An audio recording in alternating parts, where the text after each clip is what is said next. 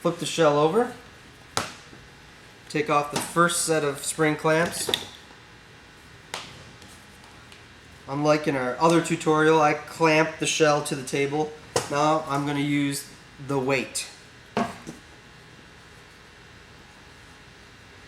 Another thing you can do, just make sure the shell is clear of any dust or debris. We already cleaned that pretty well. You're going to grab your tweezers. Again, here's our score mark that we did. So we're going to take the liner off this section, the first section of the wrap, and attach it to the shell. Oops. Take 3. Take the liner off.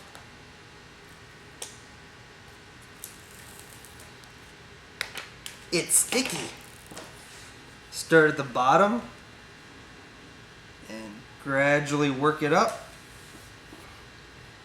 just with hand pressure.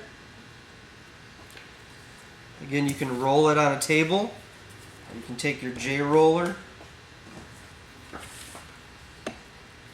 Make sure all the air bubbles are out. I like to roll it towards me. There's a bunch of different ways you can do it. So now this first half of the wrap is attached to the shell. We put the weight back in the shell so it's just semi-sturdy. We can work with it. Now we're going to take the other set of spring clamps off. So that second half of the wrap is now free. So this first half is attached to the shell. This obviously is not. Don't forget, it's very important to pull back the peel coat from the wrap, the protective layer, approximately 1.5 to 2 inches. So when you wrap the shell, that seam tape is sticking directly to the vinyl wrap, not to this peel coat, because it will not stick. Again, if you want, you can quick brush any dust off. If you have compressed air, that's a really good way to do it. Grab your tweezers. Again, I don't know if I noted this before, but you do not have to butt the PSA up against the seam tape. You can.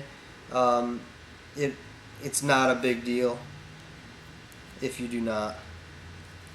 Depends on how picky you'd want to be. You are in control with Drum Foundry PSA. Take the liner off. Take your seam tape liner off. I like to take the weight off or out of the shell, and you can either, like we did with the first half, take your hand and roll it up on the shell, or I tend to find it easier just to roll it like this,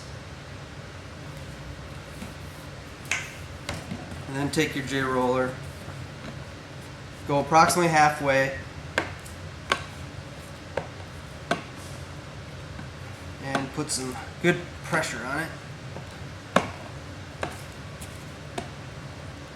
Do a little rolling on the seam,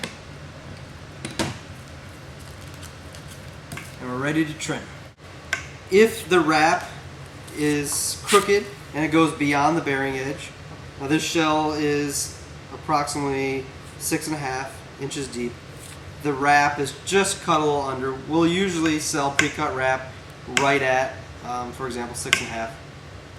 So if you're cutting your own shells, it's always good to maybe cut a little bit longer. You know, there's thousands of different ways you can deal with this. But if it does go above or over the bearing edge, it's real simple to fix. Just take a scissors and just trim it back. There goes the phone again. We're so busy. Thanks for calling, people. And just trim the wrap. For example, here's an edge. This is the snare bed. But if it ends up a little crooked, you can just trim it back with a pair of scissors. You want to make sure that however you're trimming the wrap down from the bearing edge, is dealing with a flat surface and not like a piece of wrap that comes up crooked or it's over the bearing edge. Here's the finished product. Both edges are trimmed.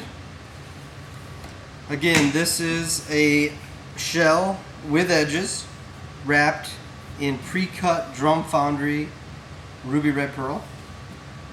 using Drum Foundry seam tape. It'll be available in 1 inch wide by 9 foot rolls, and Drum Foundry PSA 3 inch wide 36 yard rolls. This is not recommended for seams. It's recommended for the body of the shell. Obviously the seam tape is recommended for the seam, for the stress that's put on the edge there for the wrap that wants to pull up. That's about it. Thanks.